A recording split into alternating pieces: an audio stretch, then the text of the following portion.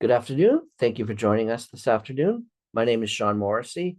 I am Director of College Relations at MEFA, and thank you for joining us for Financial Aid 101.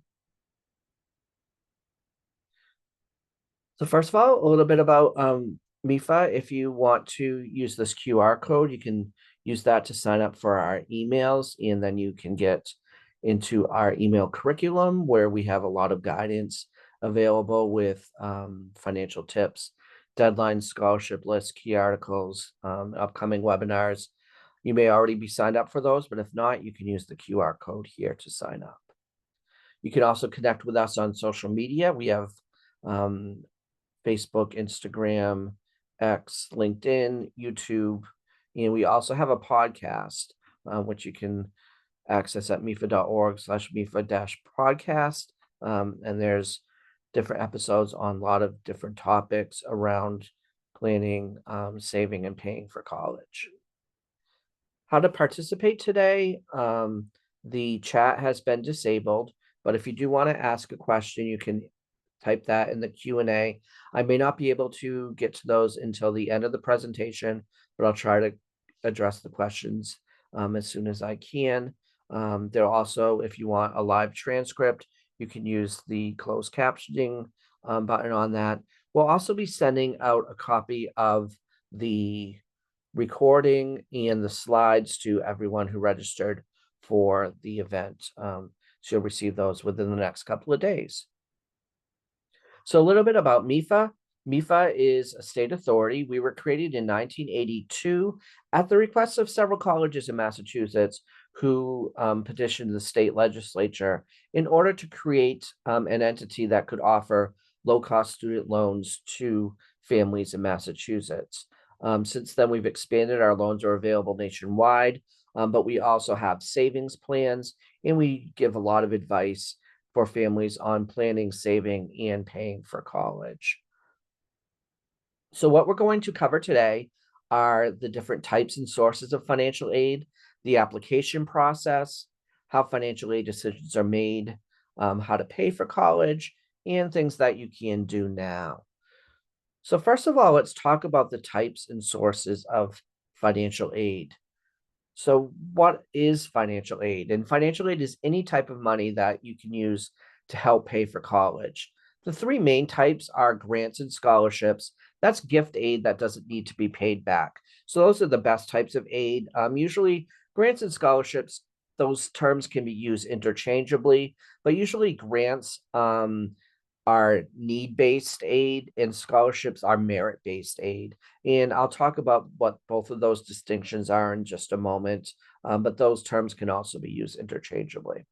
There's also what's called federal work study.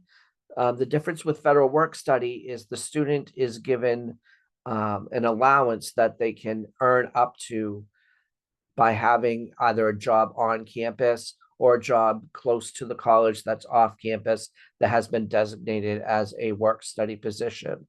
They would work a few hours a week and are able to earn some funds that they can use to pay other expenses they may have, pay for books. They can save that to pay for other expenses. But work study is not deducted directly from the bill like other types of financial aid. So that is a little bit different. There are also federal student loans, and those are loans in the student's name that they pay back after they graduate or leave school. Excuse me. So the federal direct student loan program, the student is the sole borrower on those loans. So, excuse me for one moment.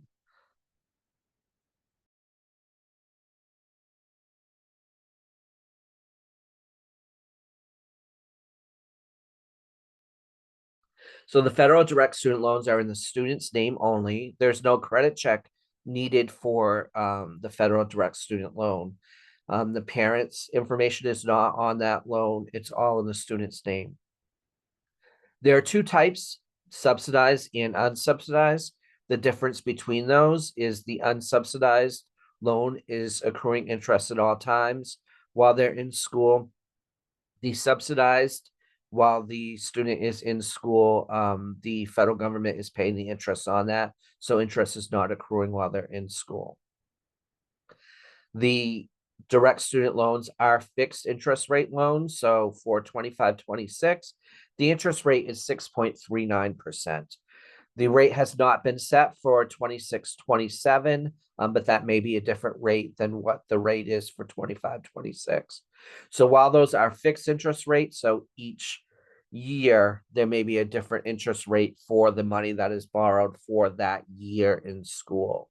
But for whatever they borrow during that year, the interest rate is fixed at the amount um, from when they borrowed.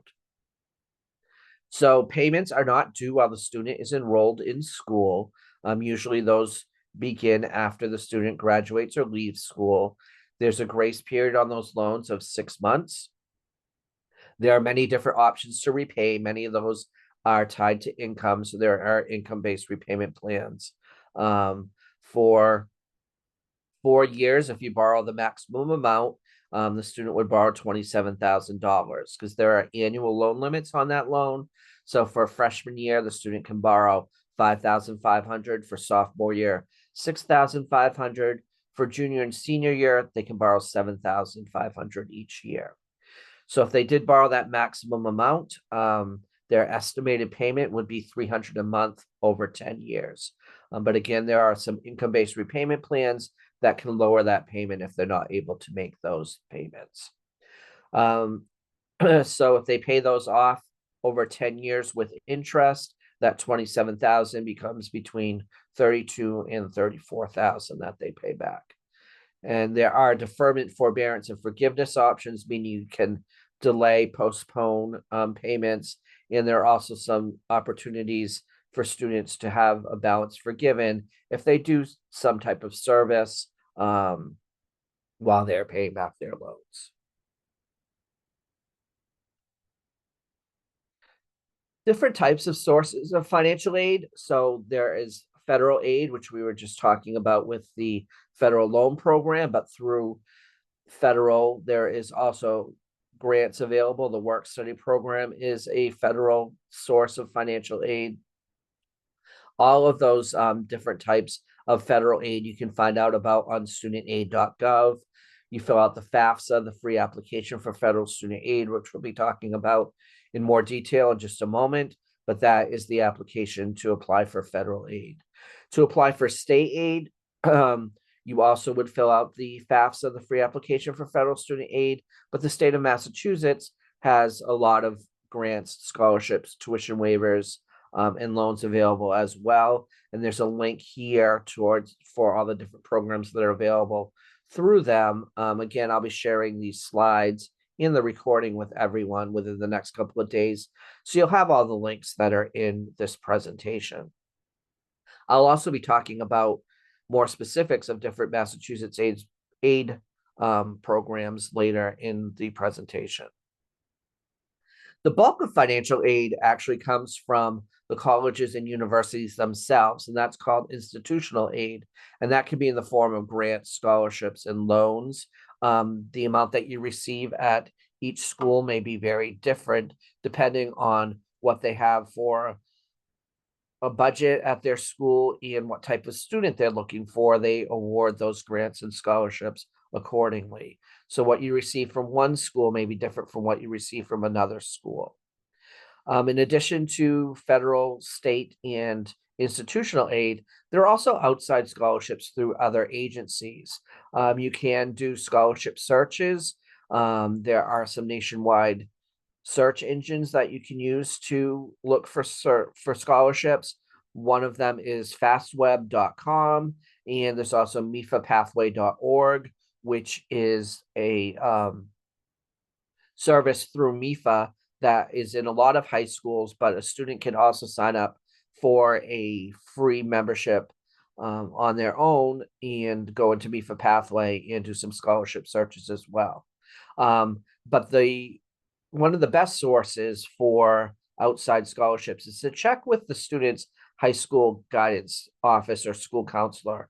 They will have a list of all of the local scholarships that are available, And those are some great opportunities for students because they're usually competing against a much smaller pool of students for those scholarships than they would for a nationwide scholarship. Another good tip for when you're applying for scholarships is a lot of students tend to not fill out the applications that require an essay. So if a student is a really great writer or they would not mind taking a little bit of time to write an essay, those scholarships sometimes have a lot less applicants. So a student may have a better chance of getting those scholarships. And oftentimes, a lot of the prompts that they have to fill, write about for these essays are very similar. So they can write one essay and use that for several scholarships. And if it takes them an hour or 2 hours to write this essay and they receive $1,000 scholarship, that's a pretty good return on investment for their time. There are very few part-time jobs they could get where they could get $500 an hour. So if they're able to get one of those scholarships, it's really a good use of time. And last year, there was about $190 billion given out to undergraduate students in financial aid. So let's talk about the different types of aid. There is, first of all, merit-based aid, and this is based on giving aid in recognition of a student achievement. For example, academic, artistic, athletic, they've done something and then they receive that aid based on that. A lot of these merit-based aid may have renewable criteria. For example, if they are getting an athletic scholarship, they may have to remain on the team that they were given the athletic scholarship for in order for them to receive that each year. If they have received an academic scholarship, they may have to maintain a certain GPA in order to receive that each year. So know what those requirements are so that you don't have any surprises going forward if the student is no longer able to meet those requirements and they don't receive that scholarship from year to year. And again, not every college will offer the same type of merit aid. One college may be trying to attract students into their science program, so they may be giving out merit aid to students who are high achievers in the sciences. Others may be looking for certain athletic scholarships, so they may be trying to get more people for their soccer team so that they offer athletic scholarship there. But you're not going to receive the same merit-based aid necessarily at every school.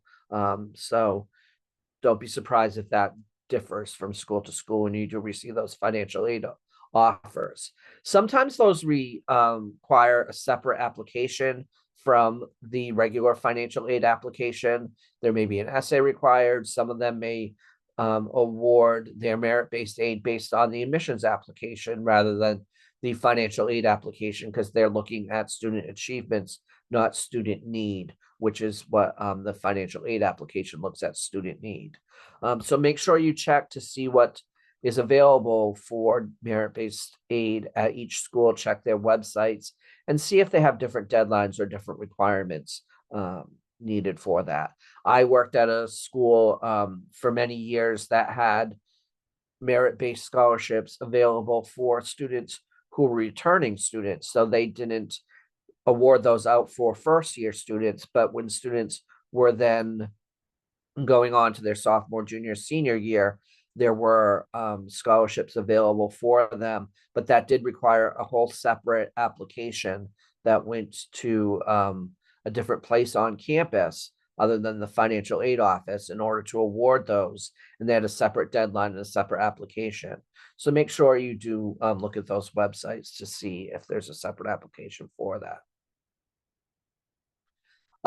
Need-based aid is different from merit-based aid. This is based on a family's financial eligibility, which is considered need. So this is based on the eligibility determined by a financial aid application, like the free application for federal student aid or the CSS profile, which we'll also be talking about in just a few moments. So once you fill out those applications, you go through a standardized formula, and that determines a family's need for financial aid, and that's how need-based aid is determined. And this includes grants, loans, and work study. Most of the financial aid awarded by schools is based on financial need, not based on merit. So there's much more aid given out for need-based than for merit-based.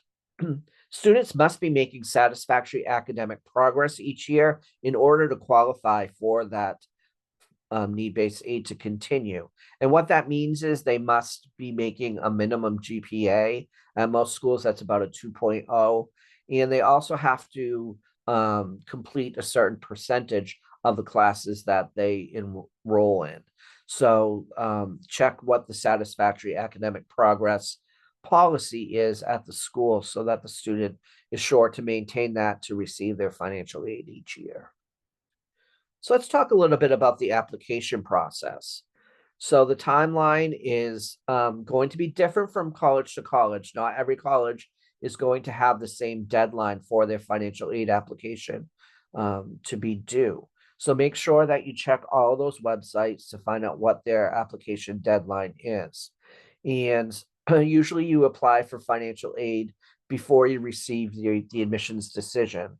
So those deadlines may occur before you're actually receiving information on whether the student has been accepted. If the student is applying for early action or early decision, those deadlines may have already happened in October, or they may be sometime this month as well. So check on those deadlines to make sure you're not missing any of those, especially if the student is doing early action or early decision. But the standard financial aid deadlines usually happen sometime in February or March. Make sure you try to meet those application deadlines. Sometimes schools have a limited amount of funding, and for students that don't make the deadlines, they don't have as much funding left or available to students to award. So if you don't meet the deadlines, you may not receive as much aid as you would have if you had met the deadlines. We do have a great tool available, and there's a link here for it that you can go to our application manager. And it's a great spreadsheet to keep you on track for each school as to what their deadlines are for admissions and for financial aid. The main application for financial aid is the FAFSA, the free application for federal student aid. The most important word in that acronym is free. Make sure that you're not paying to fill out the FAFSA. There are some scam sites out there that will ask for funding in order to fill out the FAFSA. If you see a fee required for the FAFSA, you are on the wrong site. Make sure you don't continue with that application. But the FAFSA, you can go to fafsa.gov or studentaid.gov to fill out your FAFSA, and it's a free application. This is required by all colleges, and you must complete that every year. It becomes available on October 1st. You may have heard stories about that being delayed the last couple of years. This year it is on time. It was available on October 1st, and hopefully going forward it will be available every October 1st. So you want to go to fafsa.gov, select the 26-27 FAFSA for students who are graduating this year. You will see that there's both a 25-26 and a 26-27 FAFSA. So you want to make sure you choose the correct one for when the student will be attending. It's best to have the student start the FAFSA, so they would sign in with their FSA ID or their studentaid.gov account. And once they sign in, the process is a lot smoother that way. They're able to invite all of the other contributors, meaning the parents that need to be, and it's much easier to link that way if the student starts it than if the parent starts the FAFSA. Each contributor will complete their own separate section. The last contributor to complete will submit the FAFSA. Incomplete FAFSAs are deleted after 45 days. So if the whole FAFSA isn't completed, that will be deleted. The student will just have to start a new FAFSA. If that happens, we do have a full webinar on filling out the FAFSA called Understanding the FAFSA. If you go to mefa.org/webinars, you can sign up for one of those, or you can watch a recording of an earlier FAFSA webinar to go get step-by-step instructions. I talked a little bit about how the student would sign in with their FSA ID. That's just the username and password to use for the FAFSA. You sign up for that at studentaid.gov. You have to give some demographic information. The student will need an FSA ID, and the parent will need an FSA ID. And if parents are married, then in filing jointly, only one parent needs an FSA ID. If the parents are filing separately or one did not file taxes, each of them will need an FSA ID to complete the FAFSA. Each FSA ID needs a unique email address, and it also does a match with the Social Security Administration to match your information if you have a Social Security number to verify your identity. If you do not have a Social Security number, you can still create an FSA ID, and you'll have to answer knowledge-based questions based on questions pulled from your credit history. If you're not able to answer those questions that are pulled from the credit history, you can still use your FSA ID, but it won't be validated, and the schools will follow up with you, and you'll have to provide some more information to the schools to just verify your identity. So what's reported on the FAFSA? There's general information about the student, their name, date of birth, where they went to school, the student citizenship status. So a student does need to be a U.S. citizen or what's considered an eligible non-citizen in order to receive financial aid. If the student is not a citizen or eligible non-citizen, like an undocumented student, they are not eligible for federal student aid, but they may still be eligible for Massachusetts state aid and be eligible for Massachusetts in-state tuition.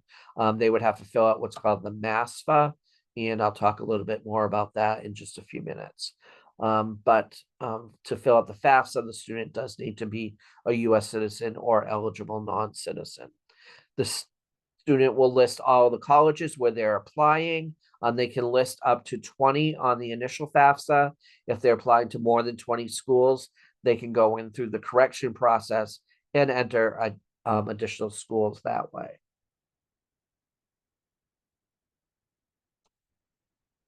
For parent information, they will have to enter information about both parents if they're married, including same-sex parents, and all parents who live together, whether they're married or not. So if they're living in the same household, even if they're not married, both parents need to be included on that. In the case of divorced or separated parents, it's the parent who provided more financial support in the last 12 months. And if they are currently remarried, their spouse's information would be on there as well. If the parents provided equal support, you would use the parent who has the greater income or assets to report their information on the FAFSA. However, FSA has said that they don't believe there's a case where both parents ever give exactly equal support to a student, that even if one parent provided an additional cup of coffee to that student, they should be the one that reports their information on the FAFSA, and it's the family's determination to determine who is giving more support for that student. And so that would be the one that would report their information on the FAFSA. Legal guardians are not a parent, so if a student is in legal guardianship, they would not report their legal guardians as their parents. They would just report their student information. So the student needs to be a U.S. citizen or eligible non-citizen. The parents do not need to be. So it doesn't have to be both the parents and the student, just the student has to meet the eligibility requirements for the student citizenship.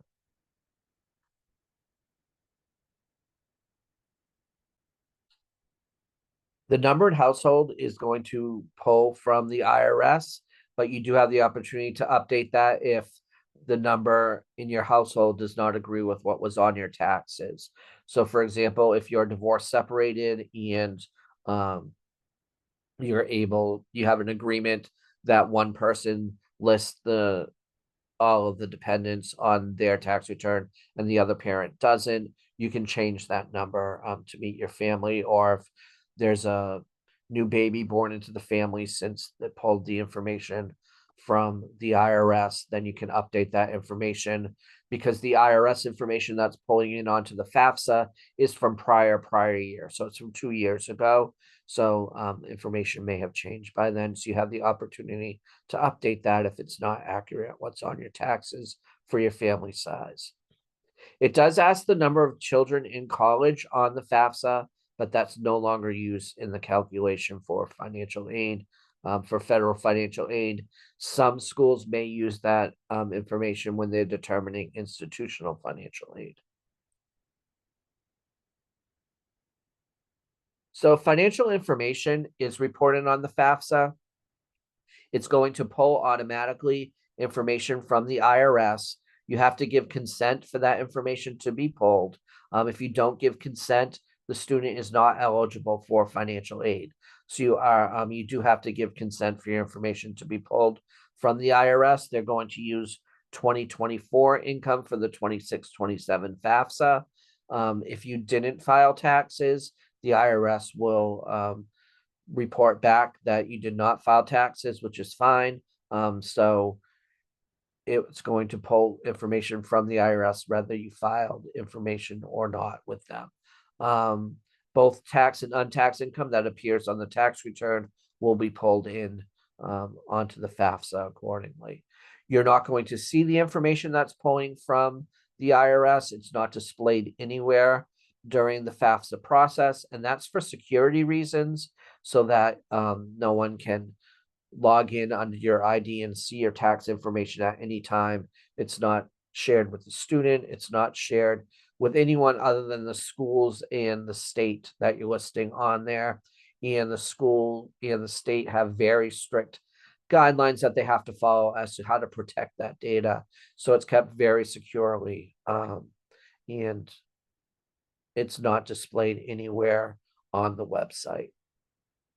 You do have to manually enter information about parent and student assets as long as your income is above a certain level. If it's above $60,000, then you do have to report asset information. And you want to include the value of your savings, checking, investments, and any businesses with over 100 employees.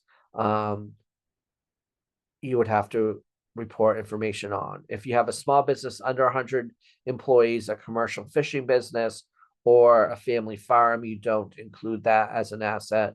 You also don't include your primary home as an asset on there. So if you have a second home or a rental property, you would include that as an asset, but you don't include your primary home on your FAFSA as an asset. You also include the amount of education savings accounts, such as the 529 plan. You include that as a parent asset, and you only include the amount of that savings plan for the student that is applying for financial aid. You don't report the value of any savings plans you may have for siblings of that student or for other relatives. You only include that amount for the student who is applying for financial aid. So again, you don't include your primary home. You also don't include the value of any retirement plans you have, any life insurance, any family farms, small businesses, or commercial fishing businesses. If you do receive child support and you're the parent that is reporting on the FAFSA, you would report that child support received as an asset on the FAFSA. Debt is not reported anywhere on the FAFSA, except in the case where if you do have any type of property other than your primary home, you can deduct the amount that you owe on a mortgage from that when you're determining the value of that. And there's a question, do you report a 529 that a grandparent opened for the student? You do not have to report that as an asset on the FAFSA if the 529 was opened by a grandparent or another relative. You only would have those that are owned by either the student or the parent. And in either case, if it's owned by the student or the parent, it's still reported as a parent asset on the FAFSA.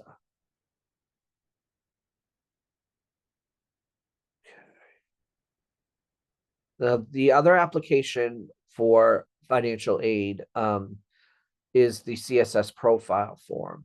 And this is not required by all schools like the FAFSA is. And if it is required by a school, it's in addition to the FAFSA. So you'll always have to fill out the FAFSA, but you may also be asked to fill out the CSS profile. And the reason some schools are asking for this information in addition to the FAFSA is because they're using this to determine the need for their institutional aid. So they may either have a lot of institutional dollars or they may have a limited amount of institutional dollars and want to make sure that it's being used for the students who need that the most. So that's the reason that they'll ask for the CSS profile. Unlike the FAFSA, there is a fee for the CSS profile. It's $25 for the first school, $16 for each additional school. However, if you make less than $100,000 or you meet certain other criteria, there are fee waivers available for that. And while you're filling out the CSS profile, if it shows that your income is less than $100,000, that'll automatically apply those fee waivers for you in the process. Also, if the student received any type of waiver to fill out their SATs, then you may also qualify for a fee waiver for the CSS profile. The student should log in with that same login that they used for their SAT in order to get access to that fee waiver when they fill out the CSS profile. Just like the FAFSA, it becomes available on October 1st. Unlike the FAFSA, non-custodial parents do need to report their information on the profile. That's a separate profile. That's an invitation is sent to the non-custodial parent. They're separate applications. The custodial and non-custodial parent do not have access to each other, so they won't be able to see that. If there's a case where the student is not in contact at all with the non-custodial parent, they may be able to fill out a non-custodial parent waiver form with the college in order to waive that information that's needed from the non-custodial parent. We do have a whole webinar on what to know about the CSS profile. If you go to mefa.org/webinars, you can watch a recording there about what to know about the CSS profile. That goes into great detail about that. And if you also go to cssprofile.org, you can see there a list of colleges that do require the CSS profile. In addition to both of those, there may be college financial aid applications that they may require as well. That just some of them may be very short, but they may require their own application as well. So you want to check with each school's website again to see what their application process is and if there's anything else required for them. So after you apply, what happens is all the colleges that you listed on there in the state will receive that data electronically. The student will also receive what's called an FSS, a FAFSA submission summary, by email. That will show all the information that was reported on there. Again, the IRS information doesn't display, but all the information, other information is going to be listed on there for the student to review. At that point, they can make corrections if they need to. And by going back to studentaid.gov and making those corrections, for example, if they need to add schools above the 20 that they listed the first time, or if they listed 5 schools and then they've decided they want to apply to a couple of other schools, they can add those additionally at that time as well. Colleges may request additional documentation from families through a process called verification. And what that does is they're just trying to verify some of the information that was reported on the FAFSA. and you'll receive documentation from the school that the student has been selected for the process, and it will tell you exactly what documentation you have to send back to them. If you're selected for verification, don't worry. It doesn't mean you've done anything wrong. It's just a process that schools may choose certain students to have to give additional documentation. And let's see. Colleges will review the applications and determine what the financial aid offer is. Financial aid offers may not start coming out until March or April if students are in the regular admissions process. For students who are in early decision, those offers will come out earlier so that you have time to review the financial aid offer before making the admissions deposit. But for most students who are going with the May 1st admissions deposit deadline, you probably receive your financial aid offer sometime between February and April. And you may expect to receive those financial aid offers on a different schedule from every school. So just because you receive one from one school doesn't mean another one's going to come the next day. You may have to wait a little bit longer from some schools than others. Sometimes they send the admissions decision and the financial aid offer at the same time. Other schools don't do that. So don't always expect to receive the financial aid offer at the same time you're receiving the admissions decision. You can review the college websites to learn about the timing at each school. So I talked quickly about what verification is. And again, colleges are going to ask for certain information such as a tax return transcript, verification worksheets, asset account statements. They're just looking to verify information that was reported on the FAFSA. And they'll send information out to either the student or the family. Sometimes that will be listed on a student portal. So make sure your student, if they're given instructions on how to log into the student portal, that they look at those to make sure there isn't any more information needed from the family in order to complete their financial aid application. Or they may send emails to the student. In rare cases, they'll send letters to the student's home as well, requesting different documentation. And again, please send in all of that information. It doesn't mean you've done anything wrong, but they're just looking for additional information from the student. I know when I worked in the financial aid office, sometimes we would select a student for verification because something just didn't look right and we thought it might help the student receive more financial aid. For example, you're not supposed to put any cents on the financial aid application. You're supposed to put whole dollars. Sometimes a student would report an income that was like $250,000. It's very rare for a student themselves to have an income that high. So we thought that they put cents in there. And so it added a couple of zeros to what their income amount was. So we would select them for verification so that they would be able to send in their tax return showing that they only made $2,500, not $250,000. That would get them much more eligibility for financial aid. So oftentimes, this is to also try to help the family. You should contact the financial aid office if you have any questions about the student's financial aid. They're really there to help you out and help you through the process. They can help you know what the financial aid renewability criteria are, what those academic criteria are, what the other criteria may be for them to get those scholarships, or what that satisfactory academic progress policy is, so that you know that the student will receive their financial aid each year. You also may have questions about how a private scholarship may affect your financial aid. So if a student receives a scholarship from their local Elks Club for $2,000, how's that going to change the financial aid offer that came from the school? In some cases, there may be room for the student to receive that without any changes. In other cases, They may have to reduce their loan amount. In some cases, it may reduce their grant amount. There are different policies at each school on how to handle that.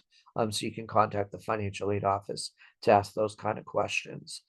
Because the FAFSA and the CSS profile both use prior year information, if there are changes to your situation, such as a loss of a job, or you've gone part-time, or just your income has changed since then, contact the financial aid office and let them know. They may be able to use the current data rather than the information that was reported on their FAFSA. If there's an additional family member or someone else that you have to support now, contact the financial aid office and they may be able to do something to help with that.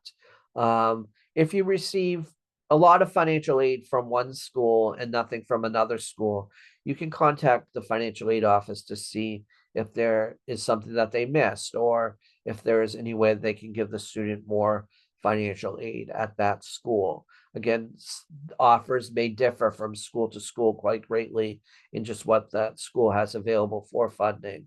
So you may not always be able to receive the same offer from every school, but if you really do want to go to one school and they didn't offer as much as another school, you can contact the financial aid office to see if there's anything they can do to help. And you can call them, email them. Some schools offer chat on their website as well. So how are financial aid decisions made? So first of all, in the formula, there is the cost of attendance that is determined. And this uses both billed and direct expenses, as well as expenses that a student isn't billed for from the school, which are called indirect expenses. And those could be things like books and supplies, transportation, or personal expenses. Food and housing, if the student is living on campus, are direct expenses. So those will be billed to you if the student is living on campus. If the student is living off campus in an apartment or with the parents, they still have an allowance for food and housing in their cost of attendance, but that will be an estimate based on what an average student would have to pay living in an apartment or living at home. So they still do include that in the cost of attendance. Then the next part of the formula, they include the student aid index, and the student aid index is the results of the FAFSA. And this is a number that represents a family's financial strength. It's not necessarily what the family will have to pay or are exactly able to pay. It's just an index number that's used in the formula to determine financial aid. Income weighs much more heavily than assets in this formula, so they're going to look at the information that comes from the IRS, and that is going to be a higher percentage towards that student aid index than any of the assets that are in the formula. Some colleges may use an additional formula from the CSS profile or from their own application to award their institutional aid above and beyond the FAFSA formula. So they may use a separate formula for their institutional aid. All of the financial aid formulas go by the theory that the family has the primary responsibility for paying for college. And again, it's not necessarily what the family will pay. We do have an SAI calculator that you can estimate what your student aid index will be before filling out the FAFSA. There's a link here or in the QR code. So the cost of attendance is determined. You subtract that student aid index, that becomes your financial aid eligibility. The student aid index can go negative, so it can be a negative 1,500, but in the financial aid formula, any negative number is treated as a zero. So you won't have a negative number in this formula. So let's take a look at what that looks like. So in this case, the cost of attendance at the school is $45,000, and the school will award the financial aid of $17,500 in grants, $10,000 in scholarships, 5,500 in student loans, work study of 2,000, which leaves an unmet need of 5,000 plus the SAI of 5,000. So there's 10,000 between what the financial aid is and what the cost of attendance is. In order to estimate what it might cost at each school before you receive those financial aid offers, you can use net price calculators. Every school is required to have one on their website. And you would put in information about your family finances and student academics, and they're going to give you an estimated net price based on the information that you provide. It's going to give an estimate of what they receive in financial aid. It's not going to always be 100% accurate, but it's a good way to estimate what they might receive in financial aid from that school. And it usually displays both federal and institutional aid. For some schools, they may also include merit-based aid. For other schools, they may not be able to include their merit-based aid because the way they determine who receives that merit-based aid may be too complicated for the net price calculator to determine. So your offer letters from each school can vary between school to school. So you'll see here college A, B, and C. This family, we're going to assume that all of them have a cost of attendance that is the same of 45,000. The student aid index is 5,000. So there's an aid eligibility of 40,000 at every school. You'll see college A met the total needs. They were able to give grants and scholarships of 32,500 and student loans of 5,500, work study of 2,000 for a total of 40,000. College C, there's a $15,000 gap. College B, there's an unmet need of 7,000. So you want to take a look at what you're receiving from each school. Always pay additional attention to the grant and scholarship amount. That's the amount that you don't have to pay back. So that's the most important figure that you're going to receive from the school. We have a college cost calculator that you can use on our website that helps you compare these financial aid offers by entering all that information, and then you can compare school to school. And you'll take a look at this example as well. In this example, college B and college C added in a parent loan onto the financial aid offer to make their financial aid offer look a little bit more appealing, that you're receiving more aid, when in reality, the parent loan is something that the parent has to apply for and qualify for and be credit worthy for. And you can apply for a parent loan at any school. Some schools will put that parent loan directly on the financial aid offer. If you see that, you can take that right out when you're considering the financial aid offer and comparing school to school. Because if you want to take out a parent loan, that's your decision, but you can do that at every school regardless of whether they put it on the award or not. And schools that are putting that on there are just trying to make their financial aid offer look like it's larger than it actually is. So you'll see here college A, B, and C all have a total of 35,000 in aid, but college A gave 27,500 in grants. College C gave 7,500 in grants, but also included a 20,000 parent loan. So college A has a much better financial aid offer. So once you receive those offers and you compare which offer works best for you, what school works best for you, how do you pay for college? So let's look at a situation if you owe $20,000. Rather than just going out and borrowing the full amount on a parent loan or a family loan or a student loan of $20,000, are there other ways that you can borrow less so you don't have to accrue all of the interest on that parent loan? You want to look at any savings that you might have. Is the student eligible to get a summer job that they can save a little bit of money to help pay towards that? And is there something for parent savings that you can put towards that to make the amount that you're borrowing less.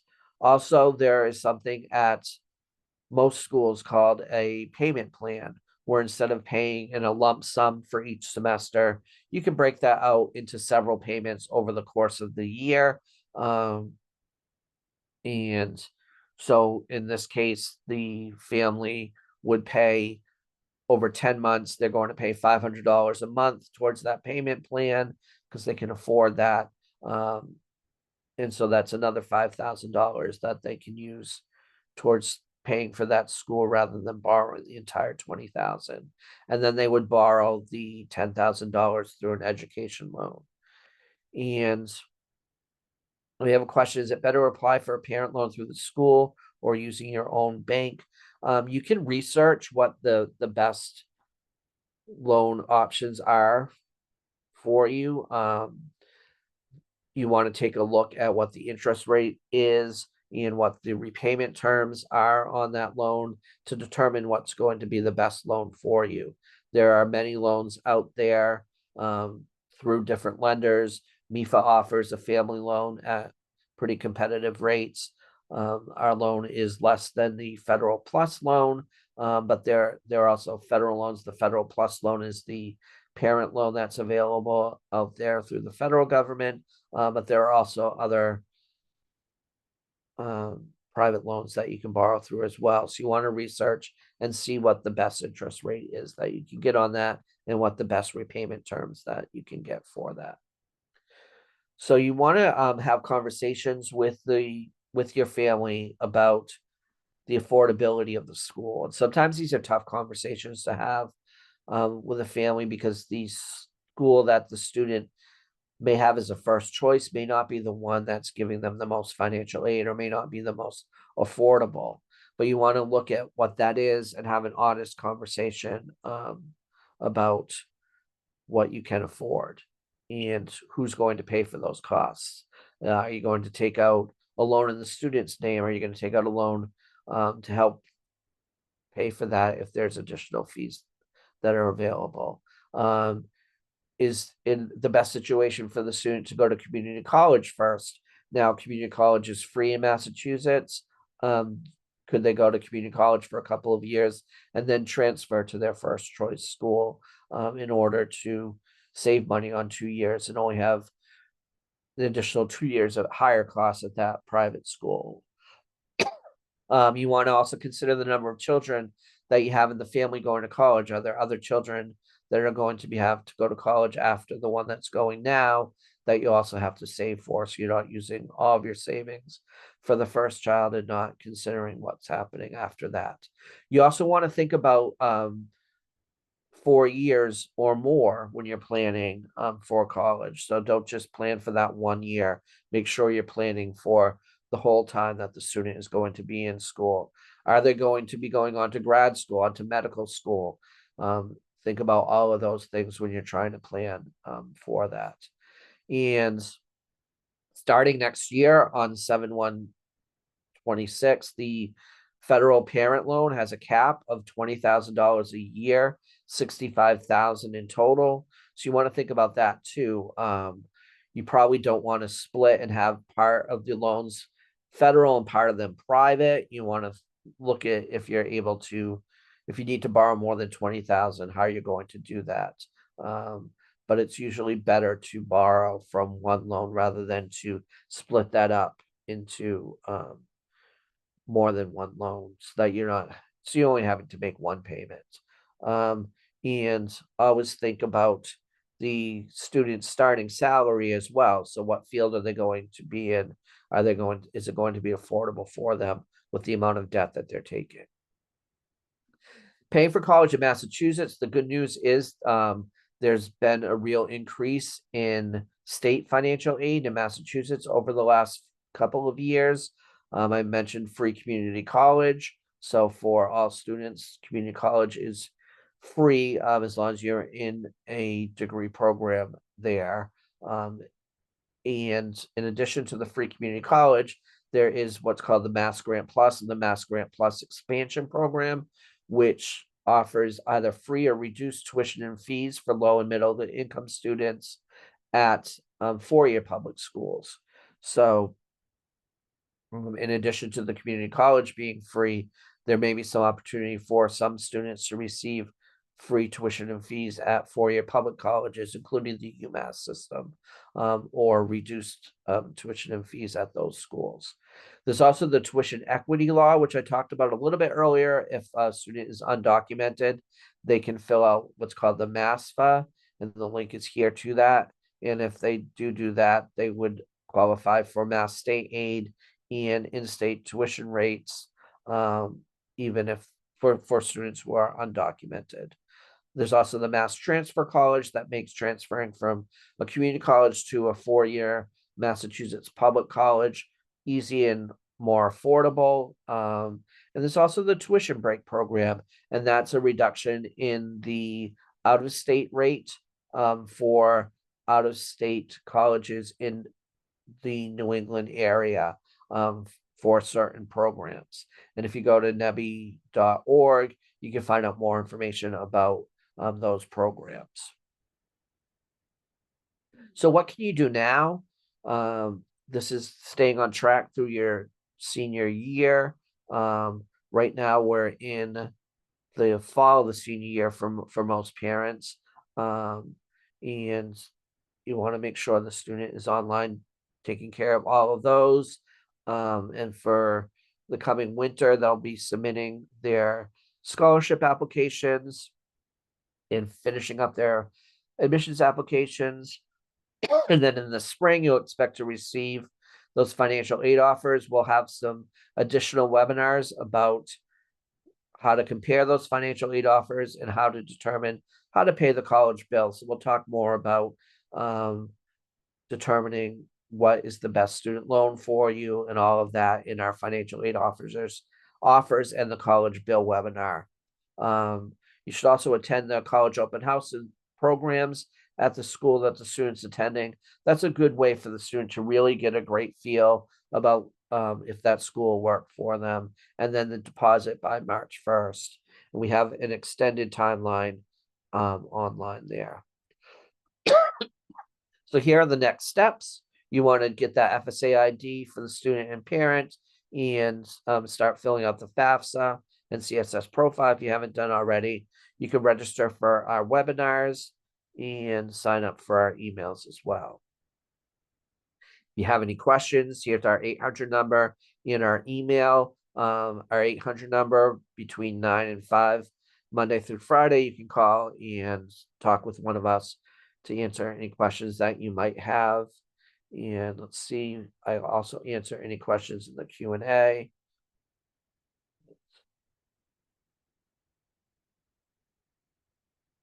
So for filling out the college applications, you'll only want to fill out the FAFSA and the financial aid information when the student is in their senior year. So when they're in their senior year, that's the year that you'll fill that out, and it will be for the following year. So for students who are graduating in May of 2026, they'll fill out the 26-27 FAFSA. For those that are graduating in 2027, they'll fill out the 27-28 FAFSA. If there are any other questions, you can put those in the Q&A. Otherwise, thank you for joining us this afternoon, and we will send out a copy of this recording in the slides within the next couple of days. So the prior year concept for tax returns. So for the 26-27 FAFSA, it's using 2024 tax returns. So information that you filed to the IRS for 2024, and the CSS profile is using the same information. And the reason they're using the information from prior year is because the IRS will have all that information and can share that electronically. If we're using current year information, not all families will have filed by the time the FAFSA is due, and so they wouldn't be able to use that IRS data match. So that's why they use the prior year information on the FAFSA. So if you do have a change in your income based since you filed the taxes 2 years ago, you can contact the financial aid office and let them know that there have been changes in your income.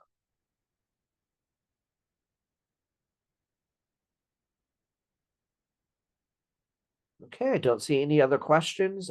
So I'm going to end the webinar now, and we'll send out the copies of the slides and the recording to you within the next couple of days. Thank you for joining us. Good luck with everything.